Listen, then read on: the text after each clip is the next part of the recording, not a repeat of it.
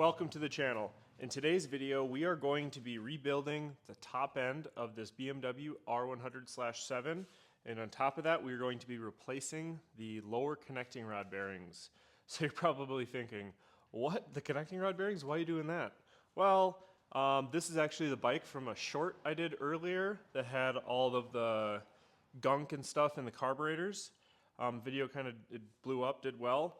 Got the carburetors cleaned up, obviously changed the engine oil, replaced the gauge cluster, did all the things that I had talked about in that video, got a new battery in it, got the throttle synchronized, adjusted the valves, started it up, and it had a, well, I don't know, a pretty concerning noise coming from the bottom end. So my bet, connecting rod bearings are shot. I did cut the oil filter open, spread out the media, and what I found was less than desirable. We need to get our carburetors kind of put off, taken off and tucked off to the side. They don't need to be completely unhooked for this, but just kind of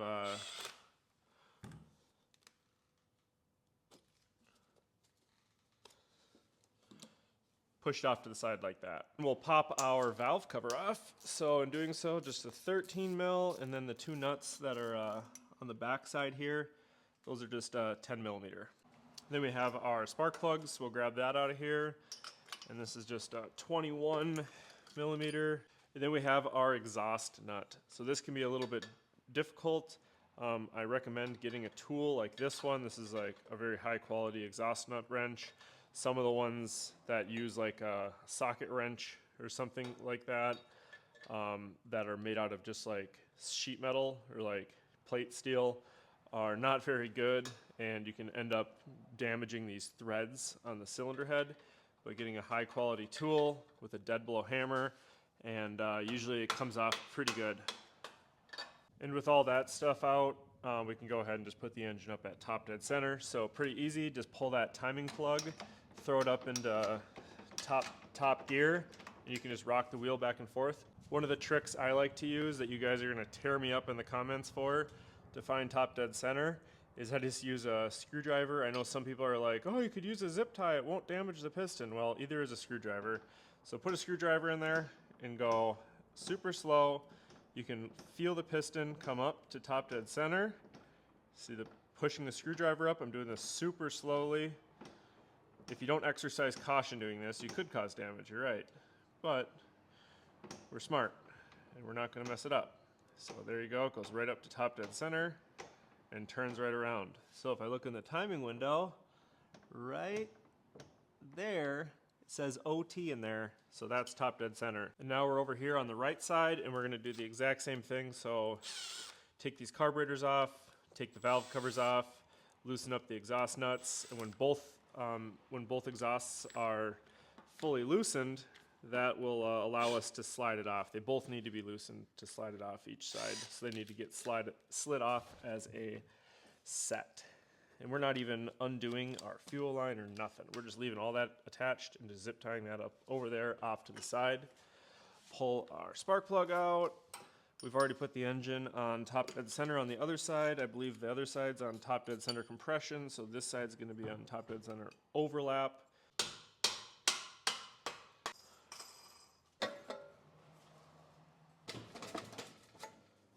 And then with the mufflers off,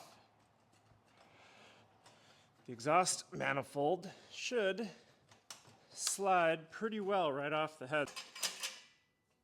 So we have the engine on top dead center. We can start taking the rockers off. So I'm using I think it's a 15 millimeter socket here, and I'm just gonna work my way around, get these all loosened. Like I said, this is on top dead center, so it's not, there's not like tension on the springs. One side's gonna have a little bit of a tension, but just loosen up the bolts, you know, evenly, so they're not putting excess strain, we'll say. Get these, and then we'll keep our heads. This only will go together correctly one way, really, but we'll just keep our rockers. We'll put them all back right where they came from. So we'll just set it up so we know that the right rocker here, this is the exhaust. That one was the intake. this is the intake, this is the exhaust. We're just putting it all aside here, so we got that all apart. Undo these two nuts here. So with a 15 mil, we're gonna pop this head off. This is kind of where it gets more fun, right? We're no longer trying to wrestle an exhaust system off. We're gonna get down to the heart of the beast. So get these two nuts off, and our cylinder head is gonna come right off with it. Get those off, and then cylinder head slides right on off. And then we can slide our cylinder right off. So without breaking fins off your cylinder, just use a rubber mallet. You can give it a tap to kind of loosen up this base gasket. You can kind of hear it come loose there. There it is. Get this off of here. I'm actually going to try and not get the rings off the cylinder, and instead just pull the cylinder off just so I can expose the circlip here, and then we'll try and keep the piston in the cylinder. We're over here on the right side, and I'm just doing the exact same thing I did on the left. We're going to loosen up our rockers and just kind of a even star pattern. This is the side that was on top dead center overlap, so these valves are slightly open, so as you release these nuts you can actually kind of feel yourself taking the tension off of the valve springs. So get all four of these nuts out of here, set those aside. Our exhaust rocker arm, set that. Exhaust push rod, intake rocker, intake push rod, and then we'll go ahead and grab our cylinder head off of here by loosening up the two nuts. And then our cylinder head should come right off, just like that. Easy peasy. Dang, that exhaust valve is really brown. Huh, let me know what you think about that in the comments. Shit. There it is. And again, we're gonna try and get this cylinder and piston out as a set, so I don't have to deal with the rings, because a lot of you don't have a ring compressor at home. So I'm gonna pop this piston clip out. This can kind of be a little bit of a pain, but we're just gonna position this in a way that we can just get a little screwdriver in there and kind of pop it off to the side. You don't want it to go flinging everywhere, so you're going to put your finger there.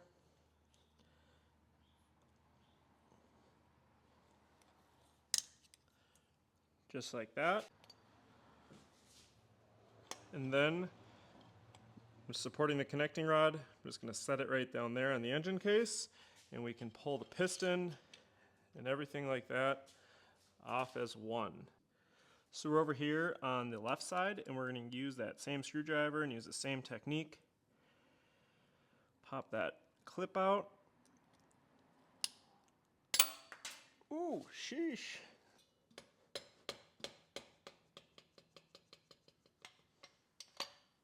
And as we did before, slide that out. Just slide this whole thing out of here. And now we are finally down to the heart of the beast. So some things we're looking at here is on the inner bushing in here in this connecting rod. We want to see if it's spun. You can tell if it's spun by looking through this hole. You should see clear as day through it and not like a half moon or anything. This one looks good. In there looks all gravy. So right here are the big end main bearings. And you can kind of pull in and out right there. And I don't know if you can see that on camera. Zoom in here. See that right there? Big time bearing failure. Let's take this connecting rod out and see what the heck happened. So the connecting rod bolts are this goofy, I don't know, crazy star pattern bit. I don't even know what the heck it's called. Hook that up. If you want to buy a bit like this, I do sell them. And these bolts here are going to be pretty torqued up.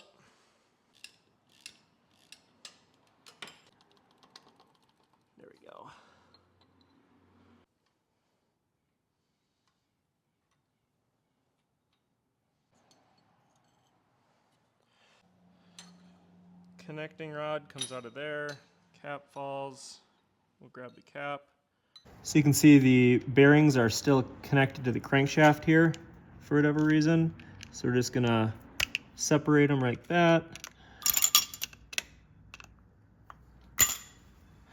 The crankshaft is a far, far harder material than the bearings here. And you can see that bronze finish on the surface. These bearings over here are just fine. Obviously we're replacing them because we're this far down. And I just dropped it on the bottom end, so I'm gonna go fishing for that.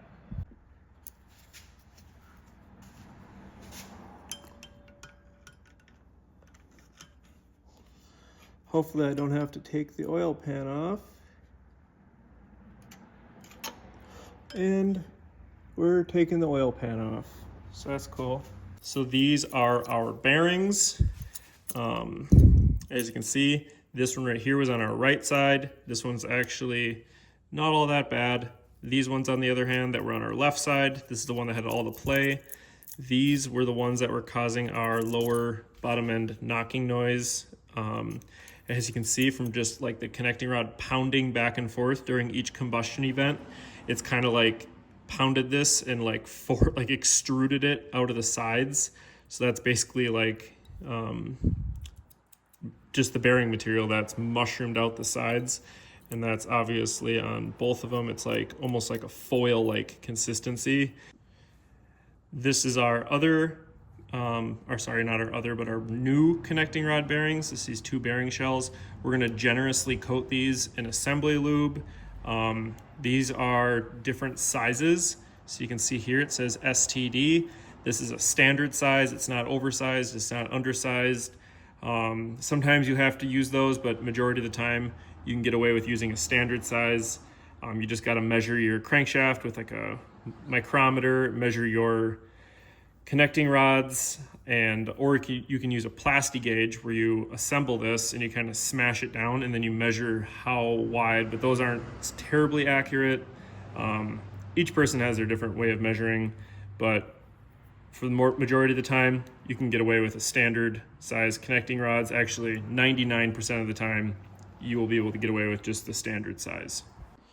And then on our connecting rods, you can see in here that we're in great shape. There's barely, you can barely even tell that they've ever been used, and then this hole, like I talked about, you want to make sure that that brass insert doesn't spin, and you can tell if it's spun by if it's still lined with that hole. So this is all good up here. We're just going to put new bearings down here, generous amounts of assembly lube, get it back together, all torqued up, and start going back together. And then you can see that the connecting rods have this little notch right there, and the bearings have that little notch right there. So you're going to line those 2 notches up, just like that. And then you can just push this in there. You can see all that assembly lube that just oozed out, and we're going to put that right on there. We're going to put a generous amount of assembly lube on these caps. Grab a bearing, line up those 2 notches, and then slide it down into place. You can see that lube ooze out of the sides. And we're just gonna totally coat everything. I put even more assembly lube on there, and that's gonna help it stick to the crank. And there's little pins you can see, and those pins will align into the holes right there. And then we'll get these things torqued up.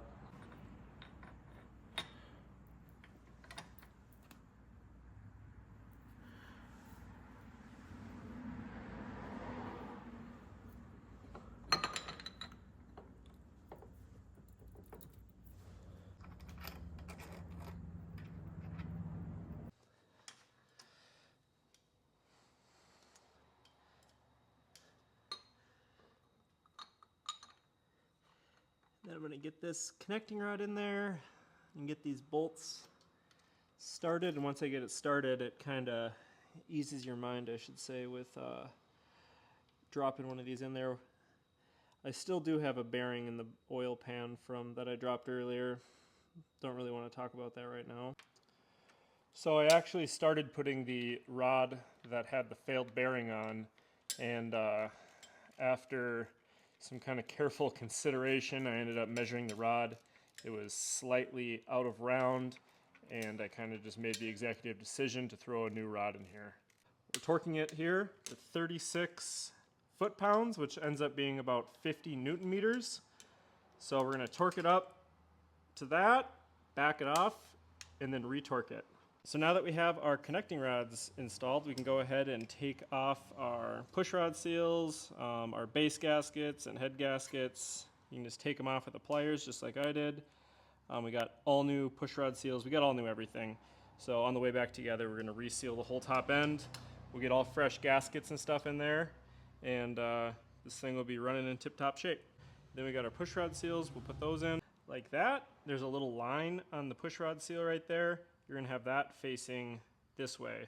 So just slides right on like that. You can put a little silicone or whatever around here to help seal it up, but if you do it right, you really don't have to. I'm not really against it. I know a lot of people are against it, but in this video, I'm not going to use it. So now we're going to get this left side cylinder and piston on here. So I have my push rod seals. You can see these two lines are pointed with the tubes here, kind of in line. And once we get it closer to seating here, we're going to want those lines on the bottom side. So we can kind of adjust that once we get it closer to there. There's these two O-rings that actually just sit in the little parts right here on the cylinder. And you can put a little smear of silicone along the base gasket here, but you don't want it, and you can put it on your push rods, but you don't. Some people are super against it. Some people, everyone has their own opinion on it. In this video, I'm just going to put it in dry. You can do it either way. Doesn't really matter. As long as you don't use too much silicone, then it matters. Because what happens is you can clog up your oil passages. So we're going to slide this on like that, and then lift our connecting rod up, go into the piston, and then we're going to push our piston pin all the way through here. And then we can put our piston pin clip in. So this can kind of be a little bit of a pain, but there is kind of a technique. You just put it in one side, and then if you're good, you just kind of roll it around. And then we can slide our cylinder on with our piston. We'll grab our head gasket, put that on, put our cylinder head on, start putting our rocker arm assembly on.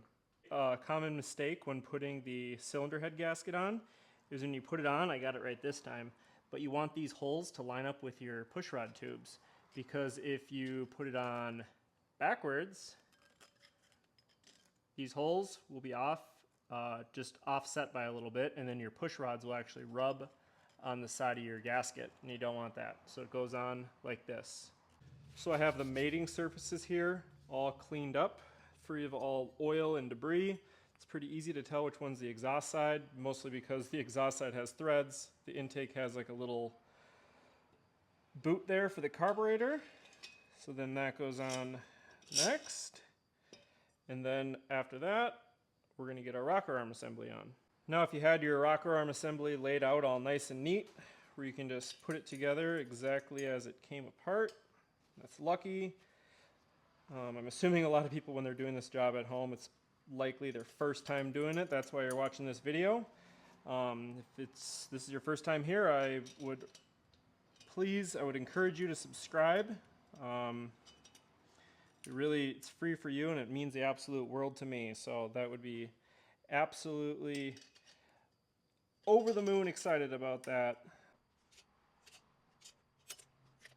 And now we're doing the same thing on the right side here. So just making sure everything in here is nice and clean. So when we're going back together, we don't have any debris or anything between the cylinder and the engine block here that's going to cause it to leak oil. Make sure our push rod, where our push rod seals go, is nice and clean, free of debris. And then this side also has your clutch cable, which you just have to be careful getting it around your push rod seals. Not a big deal. Just get this all cleaned up, And then we'll slide our cylinder on, get our piston hooked up, and put the whole assembly on, and hopefully get this thing running here shortly.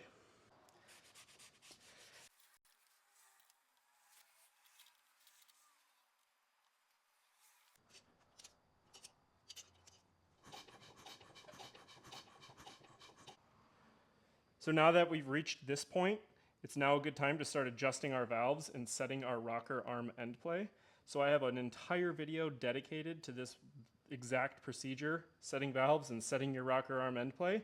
So I will have that video linked below, maybe pop up right here, however that works. But once you finish this job, I would refer to that video in the description. Our valves are all set, so we can put our valve covers back on.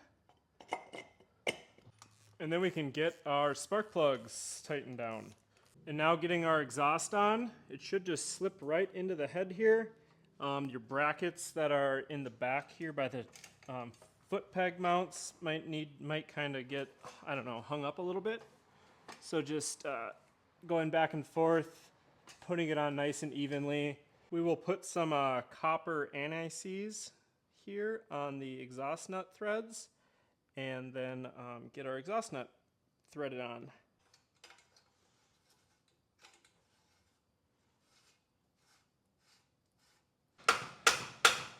And now we can get our carburetors hooked up. So I just had them zip tied up over here off to the side. You can get this positioned there, and then there's an entire procedure that I've made several videos on synchronizing and tuning your throttle or carburetors. So I would highly recommend watching that. So I'm not going to go over the synchronization process in this video, just because I've made another video that's going to go way further in depth. I would highly recommend getting the DigiSync, or honestly, just get a synchronization tool. I personally use the DigiSync tool. I also sell them, so I can't lie, I'm a little biased towards them, but they make a good product and it works well. We will then reinstall our exhaust system. And then, if you don't remember from earlier in the video, I'm not sure if I'm going to include it or not, but I did drop some rod bearings. I'll include it in the video, I won't edit it out. Dropped one of the rod bearings from the connecting rod into the oil pan. So now I got to take the oil pan off to get the rod bearing out before I can start it. Thank you so much for watching my R100/7, I guess, top end reseal, connecting rod bearing replacement / I guess catastrophic engine troubleshooting video. If this video helped you out in any way, please consider subscribing if you haven't already. And as always, have a safe ride.